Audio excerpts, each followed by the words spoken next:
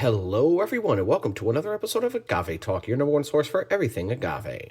We appreciate you being here with us today.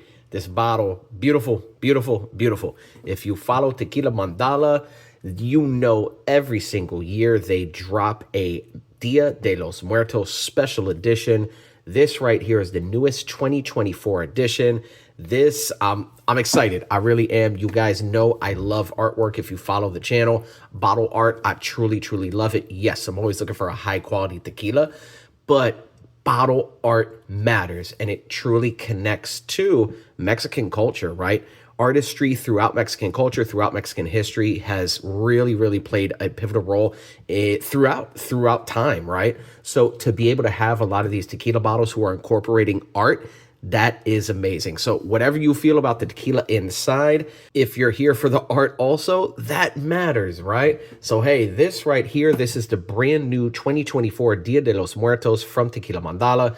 It is an añejo, 24 months, aged in French oak sherry casks. So that sherry cask, that flavor from them is definitely going to be imparted into this. I was really excited. I was actually able to go, if you do follow my Instagram, I was actually able to go to the distillery and go for the unveiling of this bottle. So really excited. Home team for sure. Tequila Mandala, shout out to everybody. Such an amazing team over there. Super kind, right? And it's curious. This bottle looks really similar to this one. This is, I forget what year is this. I forget what year this was, I'll be honest, but this right here, one of my favorite bottles ever with the black and the white, but they did it with this orange. You can see it's definitely on camera, it's orange, and you got the marigolds going around. Just a lot of symbolism going on here. So 1 liter, 40%, you can read on the back. Let me get that into shot right there. You could take a look at that yourself. And as you're reading through, you got to understand, if you've never been to either Guadalajara or Oaxaca for Day of the Dead, go. It is absolutely amazing. And they do it big. The distillery was completely decorated.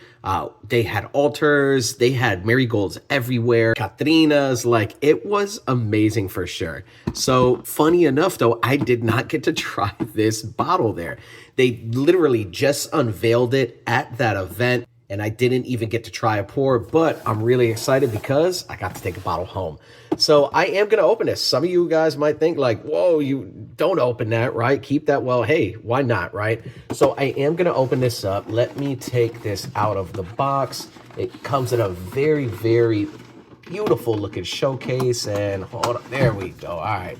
And let's finally get this out of there. All right.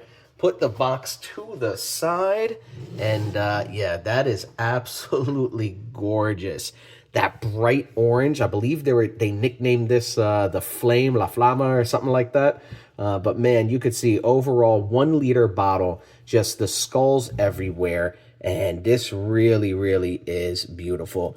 Coming out of NOM 1652 from the brand new distillery. They used to be at one distillery. They just moved to their own distillery. All they're producing right now is Tequila Mandala.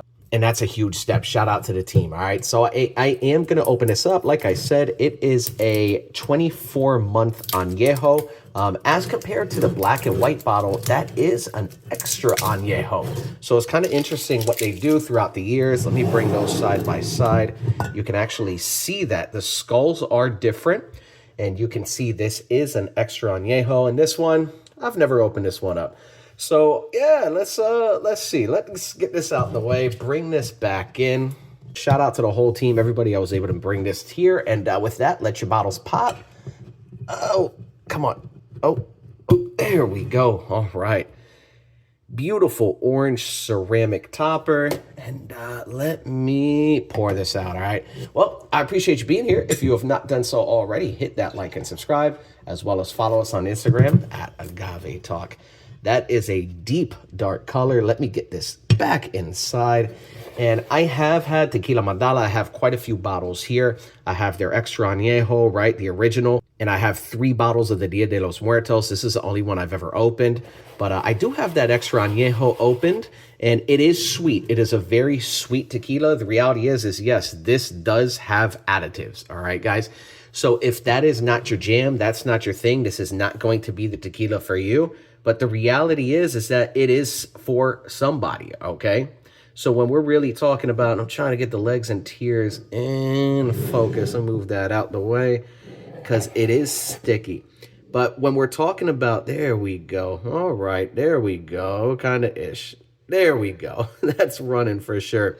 But back to additives. When we're talking about additives, you know, a whole lot of these tequila profiles, you know, scream, additives are the worst thing ever.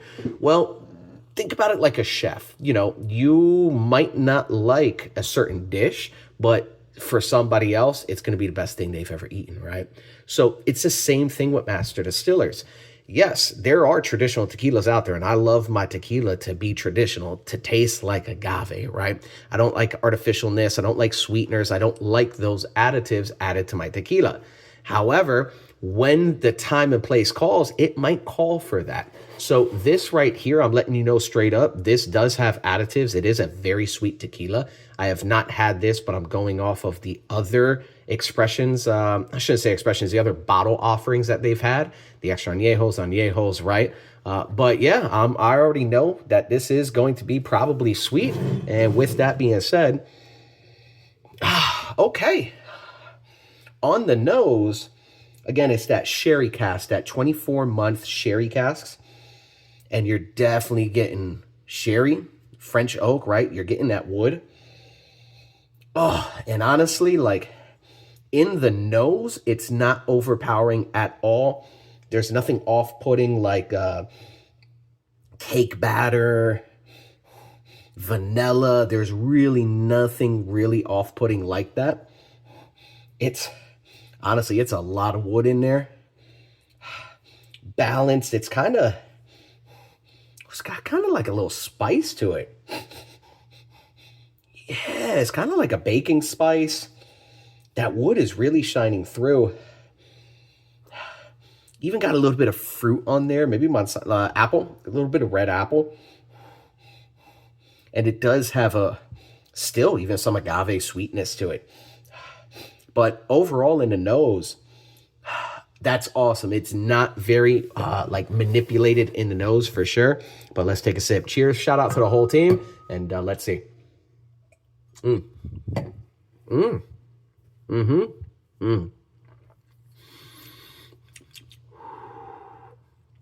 Okay, yep. Honestly, as it enters the mouth, you're getting wood. You're getting some hints of agave for sure. And like I said, it's a little bit of pepper in there, but it's more like a leather, like a real nice añejo. But as you swallow on the end, that very end, what sticks onto your palate, it's got like just like a sweet, like a sucrose kind of flavor, like an agave syrup kind of flavor that's on there. So it's definitely sweet on the end. Let me take another sip.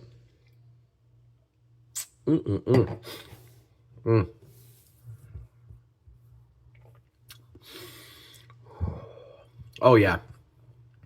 Like I said, right off the bat, something I love for my añejos. I want to taste that wood. You're still getting some of that agave flavor for sure. It's kind of fruity. It's got like an apple skin, like a nice red, delicious kind of taste to it. But at the very end, on the end palate, and as you're breathing out and it's sticking around, it's just this sweetness that kind of sticks to the tongue. And it's more of like a honey, agave syrup, sucrose kind of sugar kind of taste, which is absolutely, they have to be adding something to this to really make it taste like that. But like I said, that really will appeal to somebody. Somebody will taste this and say, I love how it has that sweet factor to it. That person's going to consistently buy this because that's what they like, all right? So again, when you're hearing people talk about tequila, oh, additive this, additive that, yes, additives happen. And when I'm drinking my tequila, I really want my tequila to taste exactly like agave. I love agave. That's what I want, agave bombs, right? However, whenever it's kind of like pairing a food with a wine, it's the same thing here. There is a time and place for something like this. And that is then when you would pull this out and drink it, right? If you want something a little sweet, or maybe somebody in your family, a significant other, friends, whatever, this then is for that palate. So that's it. I appreciate everybody being here. Cheers. I'm going to continue and finish this off camera. If you have not done so already, hit that like and subscribe, as well as follow us on Instagram at Agave Talk. All right. Cheers. Shout out to Tequila Mandala, the whole team, and I'll see you on the next one.